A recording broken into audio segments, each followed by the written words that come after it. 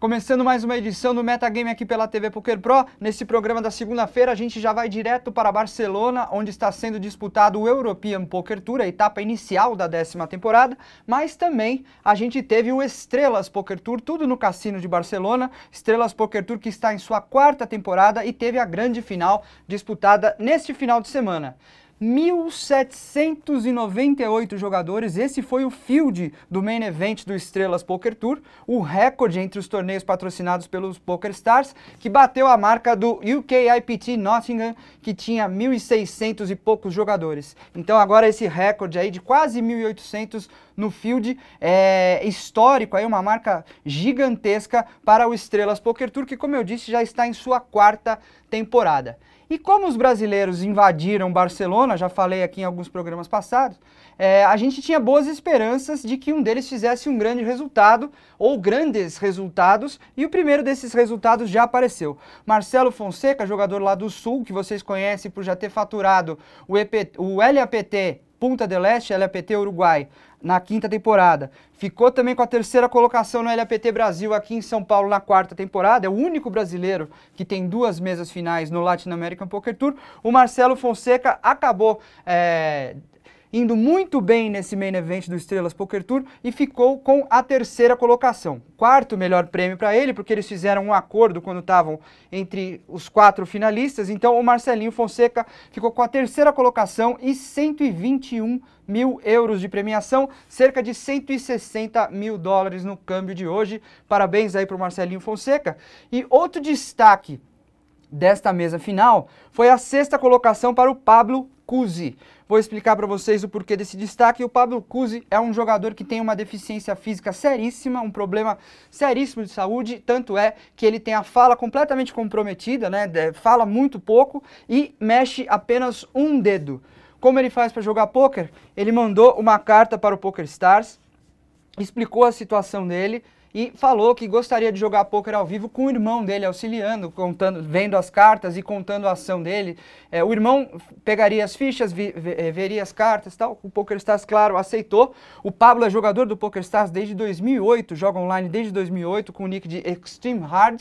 E aí, fez aí a sua estreia aí no Estrelas Poker Tour e acabou chegando na 6ª colocação. Uma lição de vida aí para todo mundo, conforme o André Acari escreveu no blog dele. O André Acari teve a oportunidade de estar ali do lado, bateu foto do Pablo e tudo mais.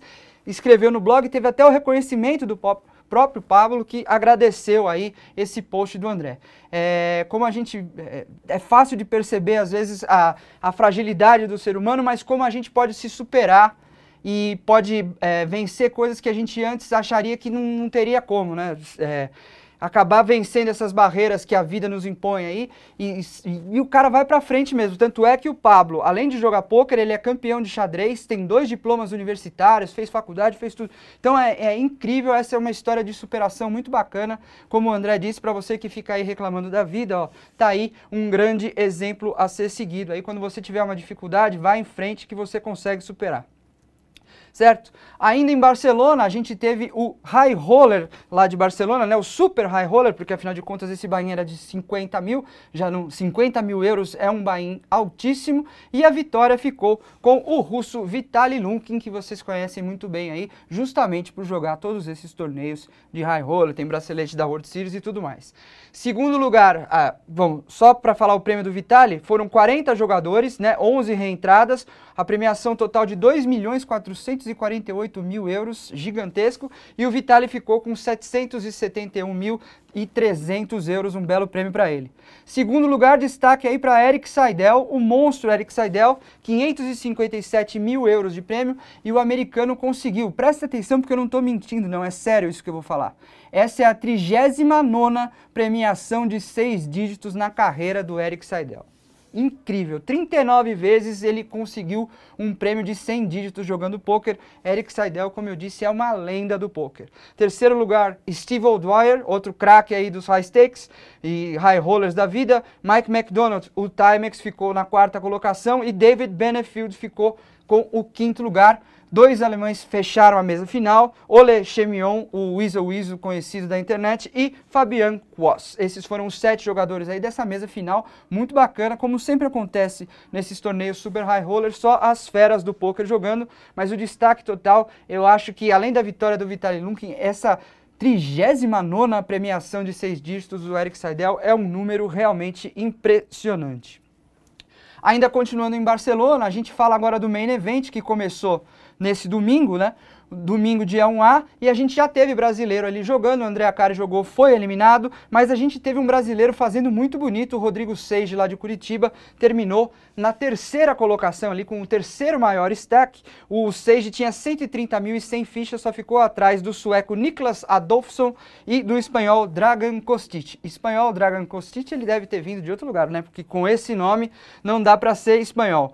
Avançaram também alguns nomes famosos, Scott Siever, Eugênio Katyalov, Jason Mercer, Jonathan Duhamel, Vanessa Selbst. Então ainda tem muita gente boa no field do EPT Barcelona. Foi um field gigantesco também, Barcelona surpreendendo mais uma vez, não conseguiu bater o recorde de eventos do EPT fora do PCA, que é do EPT Sanremo, mas chegou muito perto, aí um field de 1.200 jogadores.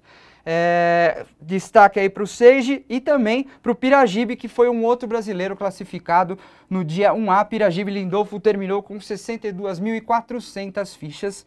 A maioria dos brasileiros deixou para jogar o dia 1B, que está acontecendo aqui nessa segunda-feira, mas no próximo programa a gente já vai falar de tudo o que aconteceu nesse Main Event do European Poker Tour lá em Barcelona, torcendo aí para um grande desempenho brasileiro, assim como a gente teve com o Marcelinho no Estrelas Poker Tour.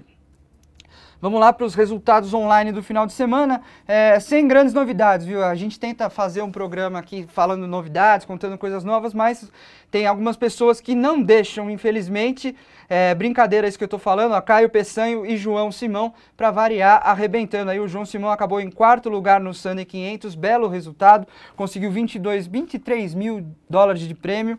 Também tivemos o Jefferson no 09, que levou o Sunday Storm do PokerStars e um prêmio de 30 mil dólares, os dois com os prêmios muito...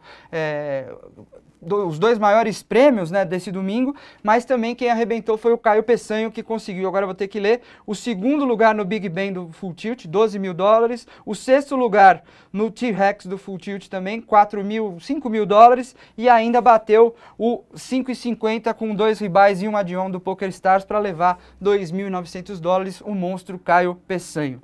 Outros destaques, né, o Carlos Porto conseguiu mais prêmios esse final de semana, Passageiro LM, Vini Carol, Rafael Caiafa, Armando Zareta Esbriça, João Dianda, Thiago Decano. Então vários resultados bacanas, como sempre acontece nessa reta de domingo, o Brasil mostrando aí sempre sua força no poker online. Falando agora de uma matéria que saiu, de um post bacana que saiu no Wicked Shops, um site que eu gosto demais. Eles fizeram uma votação aí para ver qual foi a maior bad beat de todos os tempos, né? A melhor a reação mais dolorosa a uma bad beat. Nem é tanto a bad beat em si, mas a reação do jogador que toma a bad beat. Se vocês assistiram os episódios dessa semana na ESPN da World Series of Poker que eu fiz junto com a Ari Aguiar, vocês viram a eliminação do Carter Gill, foi uma eliminação doída e ele ficou completamente sem reação, ficou sem falar nada, e essa mão foi muito comentada em redes sociais, comentada até na própria ESPN, eles deram um destaque muito grande.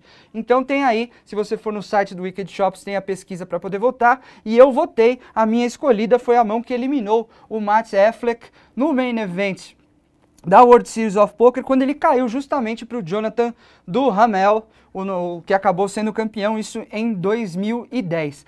O Matt Affleck tinha par de ás, o Duhamel tinha valete e acabou fazendo uma sequência no River e eliminou o Matt Affleck num pote de 42 milhões de fichas, que era suficiente aí, se o Matt Affleck tivesse, se o par de ás dele tivesse segurado, suficiente para ele chegar bem e favorito ainda na mesa final. Então eu acho que essa foi a mão da virada para o Jonathan Duhamel, e para o Matt Affleck proporcionou aí uma bad beat incrível, e a reação dele ficou imortalizada no blog do PokerStars, as caras que ele fez de choro, até a ESPN também seguiu ele no trajeto que ele fez da mesa até sair fora. A hora que ele ficou completamente fora de si, então é uma imagem que me marcou muito e eu gosto muito, falei até na transmissão da ESPN essa semana.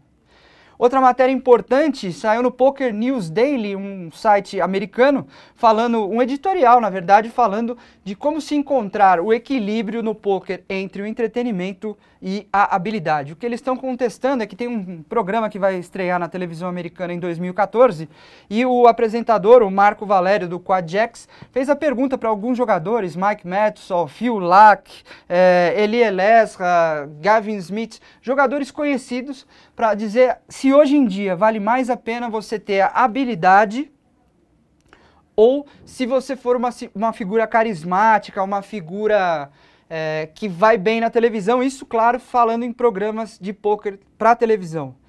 Ser um personagem hoje em dia é mais importante do que ser um bom jogador, ou vocês acham que ser um bom jogador é melhor do que ser um personagem?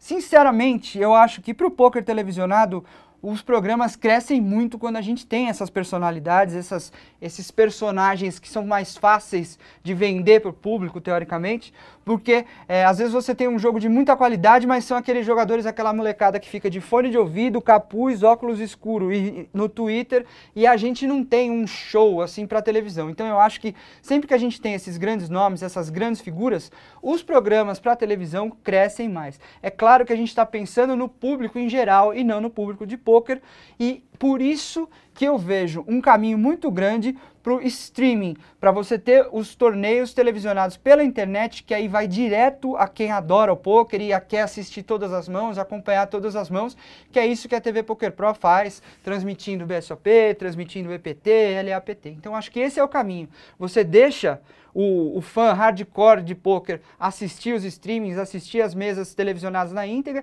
e para esses shows de televisão você tem que partir para uma outra coisa, criar personagens, deixar o poker mais atrativo. Acho que essa é a minha opinião.